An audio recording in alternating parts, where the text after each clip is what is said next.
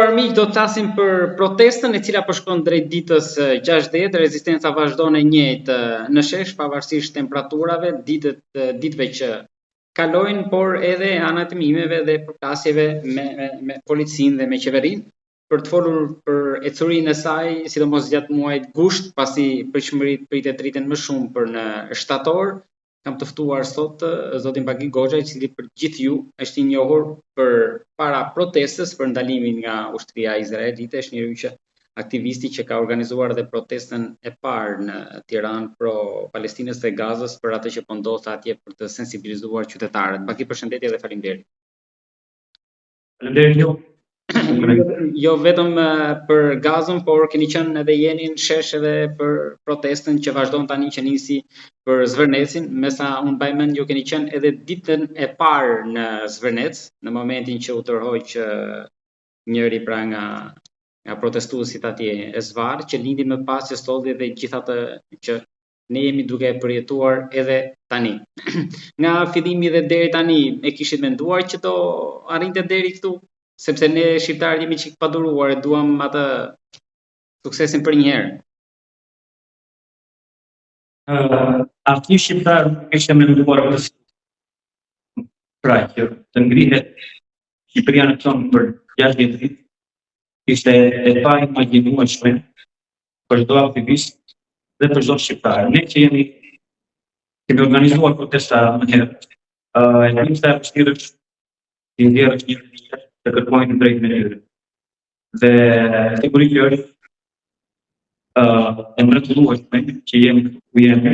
Domethënë, Shqipëria ka kaluar një shkollë verore politike ku shqiptari është një person më politik, njeri që kërcet më shumë për drejtat e veta, njeri që i di kufitë e shtetit. Pra, ishte një protestë që i kaloi pritshmëritë. Nuk mendoni që do shkonte saqë është tani 2 muaj dhe që po vazhdon me të ritëm sipas gjitha gjasave dhe gushtit për të kapur shtatorin? Po, asnjë shqiptar nuk e kishte imagjinuar që ne ishim në gjendje të bënim 2 muaj rresht protest. Dhe siç duken gjasat, do e vazhdojmë dhe më tej. Ka qenë një surprizë e këndshme për të gjithë, sidomos ne që jemi aktivistë në terren. Dhe ka qenë një shkollë verore politike për gjithë Shqipërinë. Tani shqiptari mesatatar është më i vetëdijshëm për drejtat e veta, është më i vetëdijshëm për rolin e qeverisë dhe është më i vetëdijshëm për maskarallëqet që kjo qeveri që kemi aktualisht ka bërë këto 3 mandate e gjysmë. Në thelb ishte një surprizë e këndshme dhe është një augur i mirë për të ardhmen e Shqipërisë. Edhe qeverinë e zbritet me këmbë tokë, sepse pavarësisht kryqëtërthort për të gjetur agjentët, në fund, sikur e tha Rama një javë më parë, e pranoi që ky mandat i 4 tani në vitin e 2 që po hyn ka nevojë për një kthes. Ai kërkoi dhe besën aty, por fakti është që pranoi që ka nevojë për një kthes. Ky është lajm i mirë, po lajmi i keq për qeverinë Rama është që është shumë vonë për kthes. Qeveria Rama tashmë është delegitimuar komplet. Kasta në pushtet është shtresa më e urryer në shoqërinë shqiptare dhe akti i vetëm politik që ata mund të bëjnë në këtë moment është dorëheqja dhe rreqja nga politika tërësisht. Me dëshirën, me atë shpresën që drejtësia nuk do ju vihet nga pas. Edhe pse shumica prej tyre janë njerëz që meritojnë të kenë emrat e tyre në dosjet hetimore të drejtësisë shqiptare. Është shumë bon për kthes, domethënë. Në atë manifestin që Rama shpërndau, nuk ishte vetëm kjo pjesa e kthesës që ai kërkonte, por duket sikur mund të interpretohet edhe si tërheqje fakti që tha që brenda 90 ditëve do diskutohet edhe një herë, do dëgjohen shoqëria, gjithë ata që preken për investimin në Zvërnec.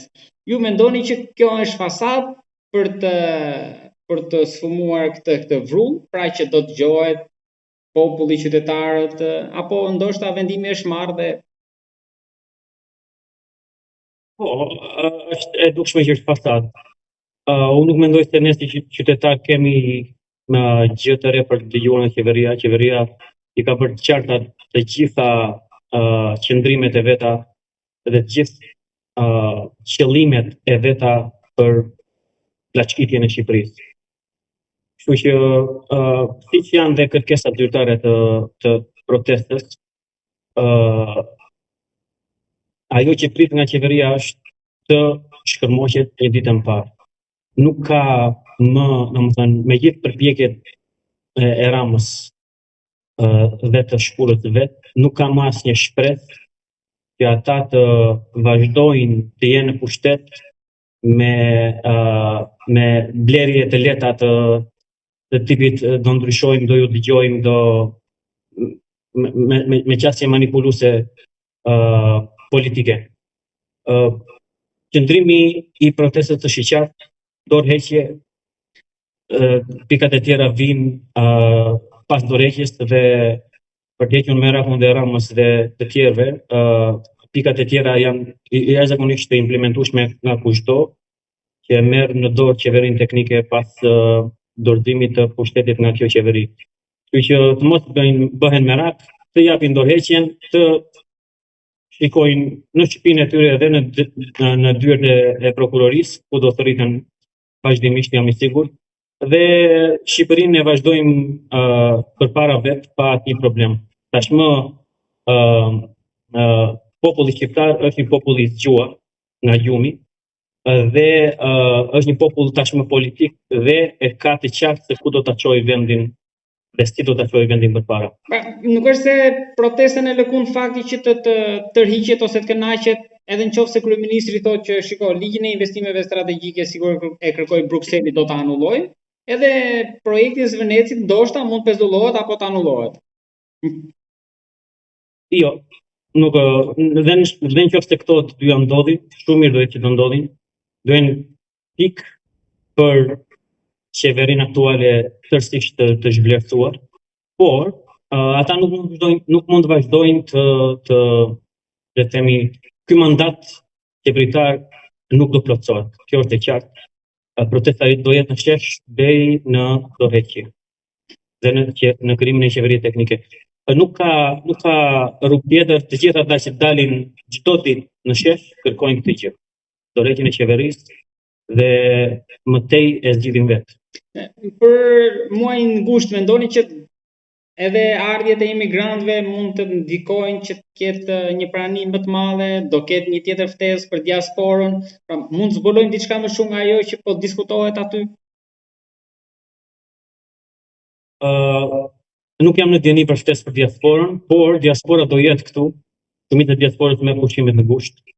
Kështu që është e sigurt që protesta do ketë një frymëmarrje të re gjatë gushtit. Edhe pse qeveria aktuale me ata influencerët e vet përpiqen ta shikojnë situatën sikur protestuesit janë lodhur dhe protesta po është drejt rënies. Protesta ka ngritje ulje, por thelbi, baza është gjithmonë shesh, protesta vazhdon me një kërkesa dhe do vazhdojë të tillë. Është shumë pozitive që para kemi gushtin, e cila unë pres që të jap një frymëmarrje të re protestës dhe një zë të ri nga diaspora, por pastaj vjen shtatori, vijnë studentët, rikthehet jeta, rikthehet puna dhe protesta do vazhdojë me të njëjtin ritëm, me të njëjtat kërkesa. Pak ditë më parë pati një mbledhje edhe për një kuvent. Ju si mendoni, duhet kanalizohet kjo protestë në struktura që ndoshta më vonë çojnë drejt një partie? Kuventi është një nisëm e disa nga protestuesve. Unë isha prezent në asamblen e parë, le të themi. Prandaj po është se ju pash tek pamjet. Po, më shumë nxitur nga kurioziteti i çfarë ishte kjo nisëm e re. Fatkeqësisht ka pasur përkime mes grupimit që shikon kristalizimin në një strukture të re për në mbështetje të protestës dhe grupimit që thotë nuk ka nevojë për asnjë strukturë, protesta vazhdon shesh. Megjithatë këto janë tashmë kaluar, unë kam një vlerësim përfundimtar për kuvendin kombëtar qytetar. Duket në thelb nisëm pozitive, çfarë do e tregoj peshën e vet apo fytyrën e vet është si do vazhdojmë mëtej. Të gjitha deklaratat e kuvendit janë që ky është nisëm në shërbim të protestës, në angazhim më të madh të qytetarëve dhe në mbështetje të 5 pikave zyrtare të protestës. Kjo në parim nuk ka përplasje mes tyre, por mes dy nismave, por disa shikojnë se një nisëm të pa nevojshme. Po në kanë ndikuar në shesh do të tregoj. Në shesh kanë ndikuar mes dy grupimeve? Në shesh nuk kanë ndikuar gjithë, ata që ishin tek le të themi asambleja e kuvendit ishin dhe në shesh, dhe vazhdojnë të jenë. Protesta është vazhdon me të njëjtin ritëm, me të njëjtat qëllime dhe me unë nuk shoh që kjo nisëm ka pasur efekt negativ tek protesta. Dhe është pozitive që ata që janë le të themi organizatorë të kësaj nisme të kuvendit kombëtar qytetar e shohin rolin e tyre në shërbim të protestës dhe jo në protesta në shërbim të kuvendit. Baki, po tek pjesa e mikrofonit se ka pas denoncime që nga ajo që disa i quajnë qeta e mikrofonit nuk është lejuar që të flitet për Izraelin, për situatën në Gaza. Ju gjithë e kujtojmë atë që përjetuat atje. Keni pasur ndalesa të tilla për të mos folur? Ndalesa zyrtare nuk ka për kësaj çështje, por duke domethënë ka një problem të madh në mendjen e shqiptarit.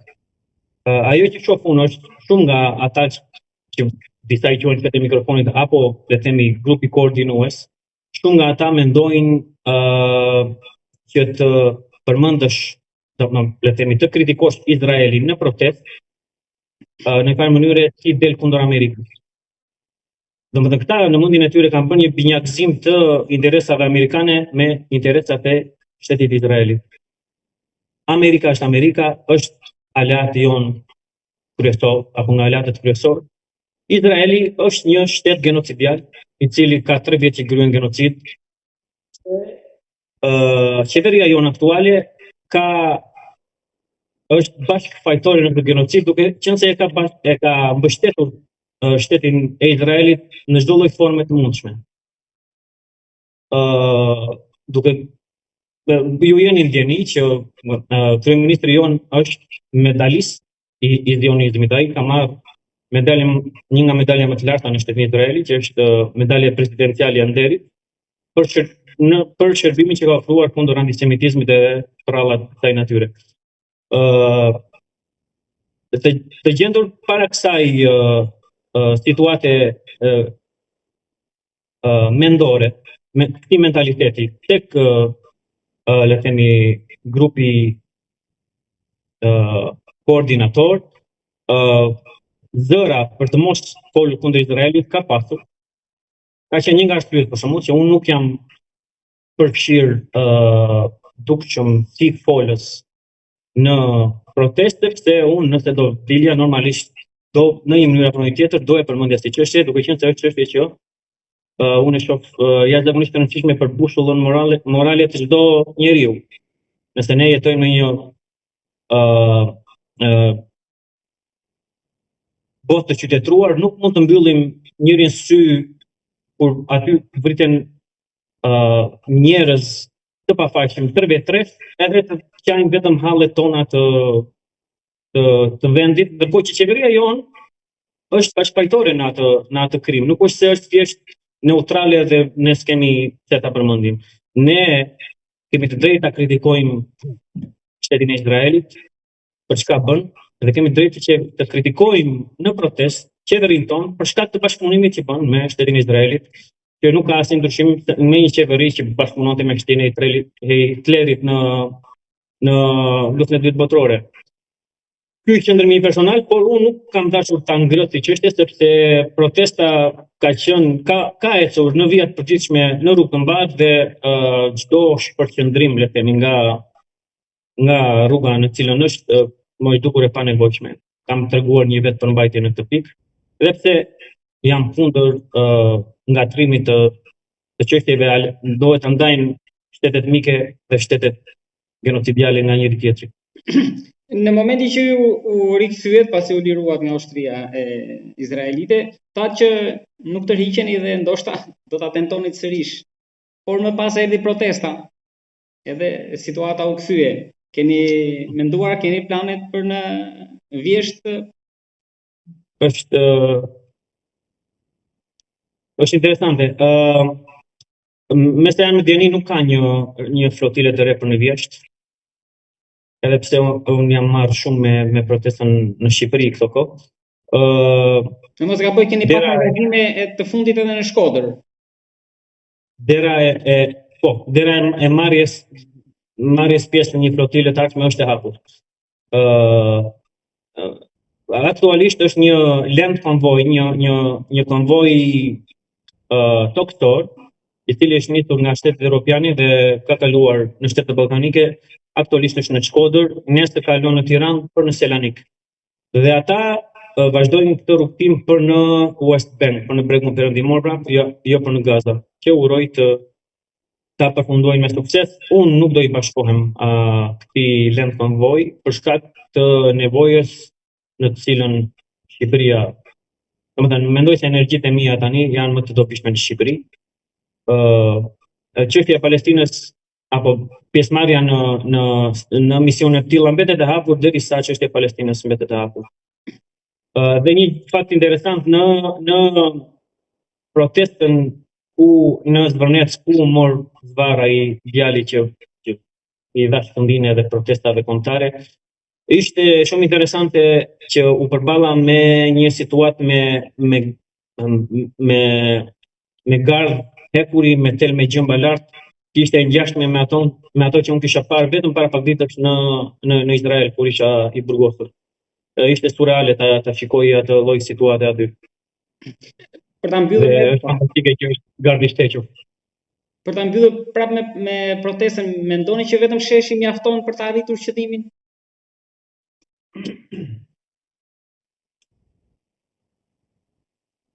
Në kjo pyetje merr shumë përgjigje. Vetëm sheshi mjafton për të arritur qëllimin, por kohëzgjatja mbetet me pikpyetje se sa kohë ne do na duhet të rrimë në shesh. Njëra nga aktivistët thektonte që do na kapte 31 dhjetori në një fjalim, në mos gaboj mbrëm. Po. Në një vend normal, qeveria tashmë do të kishte dhënë dorëheqjen. Do të kishte dhënë dhe sa herë që ka pasur skandale të tipit zëvendës kryeministria kërkohet të jetohet nga SPAK-u. Do të ishte dhënë dorëheqja e qeverisë. Do të ishte por jemi në këtë situatë që jemi kur njerëzit në Shqipëri tipin karrige nuk duan të zbresin më prej aty. Dhe kohëzgjatja e një proteste faqësore për të arritur qëllimin e rrëzimit qeverisë mbetet një pikpyetje e hapur. Strategji të reja duhet diskutohen, unë e shoh të frytshme që diskutohen. Megjithatë për momentin strategjia vetëm është vazhdimi në shesh. Vazhdimi i protestës faqësore, ngritja e protestave tonë dhe bërja presion e qeverisë si nga brenda si nga nëpërmjet aktorëve ndërkombëtar për dorëzimin e qertave sa më shpejt. Hapja e rrugës së Shqipërisë së re. Ndoshta për ta mbyllur me një batutë, si ndiheni që vetëm Pisi Goxhaj mbush gjysmën e sheshit? Mbiemri Goxhaj, do thoja unë me Dritanin dhe me Altinin nuk kemi fjesë. Do ishte shumë këndshëm të ishim, domethënë, por teknikisht nuk jemi i njëjti fjesë, jemi i njëjti mbiemër. Është gjë e këndshme që ngjajmë shumë në shumë aspekte. Janë persona të cilët unë i vlerësoj të dy pa rezerva, janë njerëz me kontribut për Shqipërinë. Vakit, faleminderit shumë për bisedën. Edhe unë të falenderoj shumë.